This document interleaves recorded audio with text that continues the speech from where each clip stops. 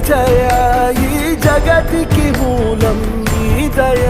నీ దర్శనముంది వెలిగిన జ్యోతి మనసున చిన్మయ పరమా